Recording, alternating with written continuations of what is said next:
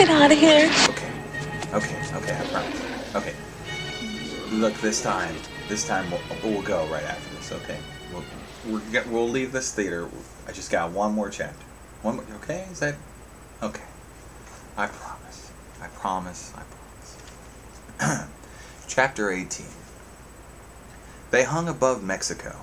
They hung above an island in that lake in Mexico. They heard dogs barking in the night far below. They saw a few boats on the moonlit lake moving like water insects. They heard a guitar playing and a man singing in a high, sad voice.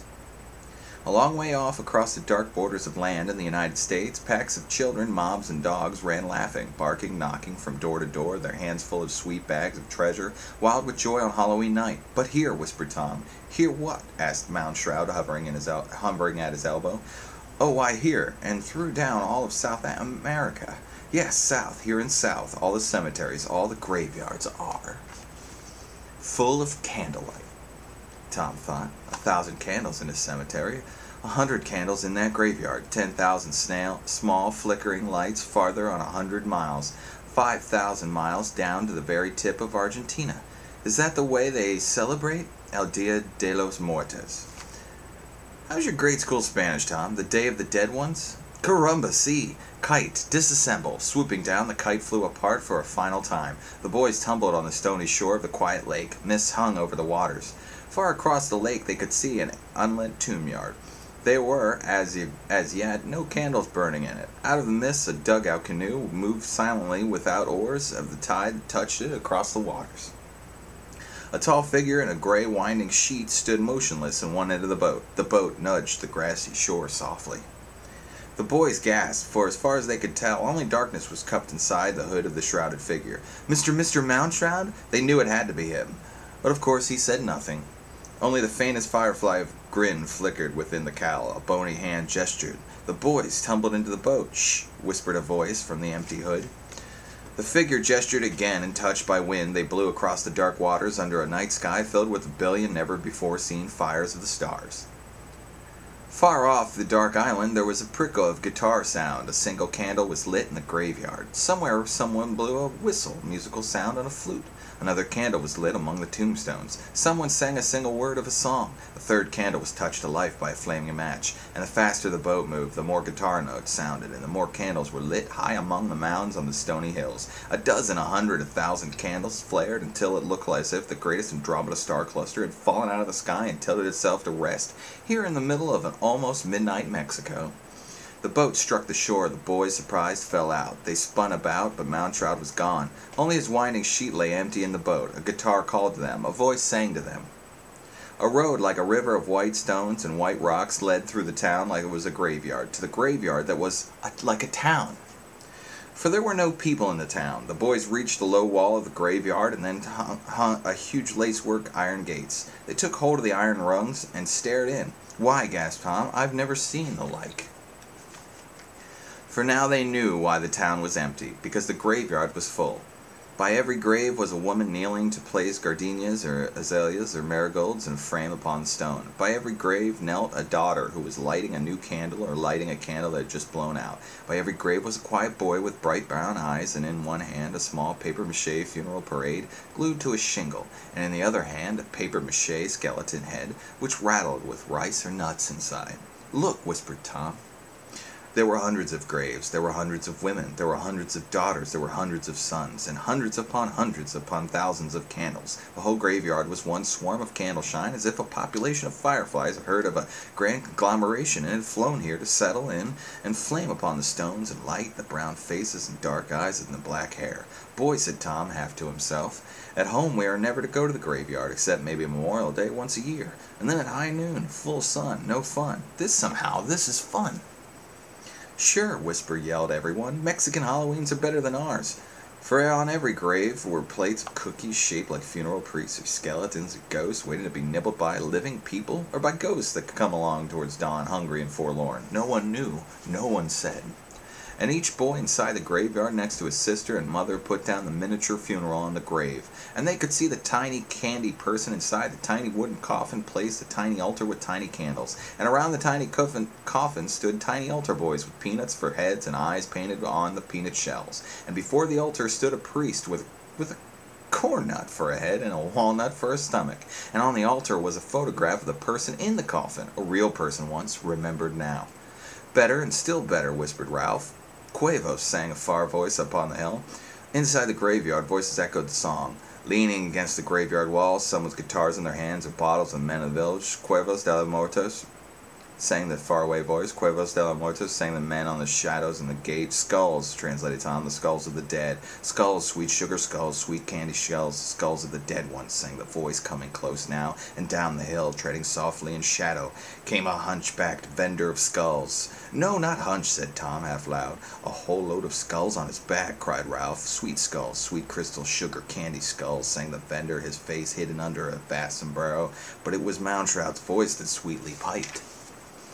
And carried from a long bamboo over his shoulder, hung on black threads with dozens and scores of sugar skulls as big as their own heads, and each skull was inscribed. Names, names, sang the old vendor. Tell me your name, I give you your skull. Tom, said Tom. The old man plucked forth a skull. On it, in huge letters, was written Tom. Tom took and held his own name, his own sweet, edible skull in his fingers. Ralph! And a skull with the name Ralph written on it was tossed forth. Ralph caught it, laughing, and in a swift game the bony hand plucked. Tossed white skull after skull sweetly in the air. Henry, Hank, Fred, George, Hackles, J.J., Wally. The boys bombarded, squealed, and danced about, pelted with their own skulls and their own proud names, sugar encrusted upon white brow of these skulls. They caught and almost dropped the splendid bombardment. They stood, mouths wide open, staring at the sugary death sweets in their gummy hands. And from within the graveyard, very high male soprano voices sang, Roberto, Maria, Conchita, Tomas, Calavera, sweet bones to eat. Your name on the snow-white, sweet skull, you hurry down the street. You buy from the piled high white hills on the square. Buy and eat, chew your name, what a treat. The boys lifted the sweet skulls in their fingers. Bite the T and the O and the M, Tom. Chew the H, swallow A, digest N, choke on K, Hank. Their mouths watered. But was it poison they held? Would you guess such happiness, such joy? As each boy dines on darkness, makes a meal of the night. What delight, snap a bite. Go ahead, munch that fine candy head. The boys tapped the sweet candy names to the lips, and were about to bite when, Olé! A mob of Mexican boys ran up, yelling their names, seizing the skulls. Tomas! And Tom saw Tomas run off with his name skull. Hey, Tom, said Tom, he sort of looked like me. Did he? Said the vendor of skulls. Enrique, shouted a small Indian boy, seizing Henry Hank's skull. Enrique pelted down the hill. He looked like me, said Henry Hank. He did, said Mountrout. Quick, boys, see what they're up to. Hold on to your sweet craniums and get, the boys jumped. For at that very moment an explosion, which could be an exposition, an explosion hit the streets below in the town, and then another explosion, and another. Fireworks. The boys took a last look at the flowers, the graves, the cookies, food, skulls upon graves, miniature funerals with miniature bodies and coffins and candles, crouched women, lonely boys, girls, men, then whirled and exploded down the hill toward the firecrackers. Into the plaza Tom and Ralph and all the other costume boys raced panting. They jolted to a halt and danced around 1,000 miniature firecrackers banged around their shoes. The lights were on. Suddenly the shops were open, and Thomas and Jose Juan and Enrique were lighting and tossing the firecrackers with yells. Hey, Tom, from me, Tomas. Tom saw his own eyes glinting from the wild boy's face. Hey, Henry, this is Enrique. Bang. JJ, this bang from our Jose Juan. No, and this best Halloween of all, said Tom, and it was. For never in all of their wild travels had so much happened to be seen, smelled, touched. In every alley and door and window were mounds of sugar skulls with beautiful names. From every alley came the tap-tap of the death watch, beetle coffin makers nailing, hammering, tapping coffin lids like wooden drums in the night. On every corner were stacks of newspapers with pictures of the mayor and his body painted like a skeleton, or the president and his body all bones, and the loveliest maiden dressed like a xylophone, and death playing a tune or in a musical ribs. Calavera, Calavera, Calavera. The song drifted down the hill. See the politicians buried in the news. Rest in peace beneath their names, such as a frame. See the skeletons juggling, standing high, on each other's shoulders, preaching sermons, wrestling, playing soccer. Little runners, little jumpers, little skeletons that leap about and fall. Did you ever dream that death could be whittled down so very small? And the song was true. Whatever the boys looked were the miniature acrobats, trapeze performers, basketball players, priests, jugglers, tumblers, and all skeletons, hand to hand, bony to shoulder, and all small enough for you to carry in your fingers. And over there in a window was a whole microscopic jazz band, with a skeleton trumpeter and a skeleton drummer, and a skeleton playing a tuba no bigger than a soup spoon, and a skeleton conductor with a bright cap on his head and a baton in his hand and tiny music pouring out of little horns. Never before had the boys seen so many bones. Bones, laughed everyone. Oh, lovely bones. The song began to fade. Hold the dark holiday in your palms. Bite it, swallow it, and survive. Come out the far black tunnel of El Dia de Muerte. And be glad, oh so glad you are alive. Calavera, calavera. I can't say that. I'll be straight up honest, so I apologize to you. I think it's Calavera, but please excuse me. I'm in a theater, and it's kind of rude that I'm reading, but, you know, let's just be honest. The newspapers boarded in black blew away in white funerals on the wind. The Mexican boys ran away up to the hill with their families. Oh, strange, funny things, whispered Tom. What? Said Ralph at his elbow.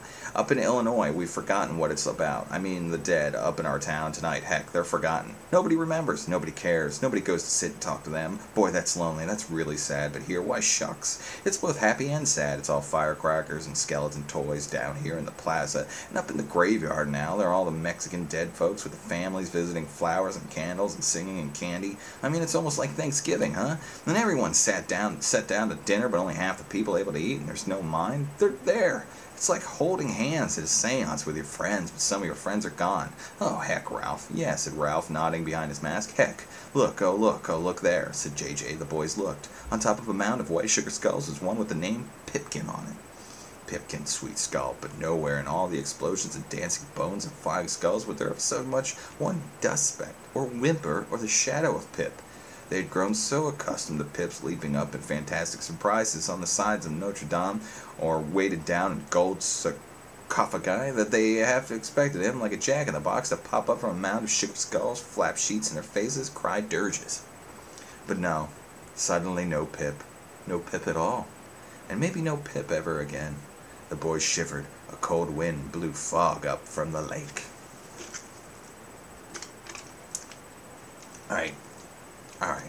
Well, that's my last chapter, so we can go now. It's official. Are you happy? I mean, it was a pretty good movie. A damn fine chapter. Alright, let's go. You want some ice cream? I'll buy you some ice cream. We'll go get some ice cream. Let's go get some ice cream.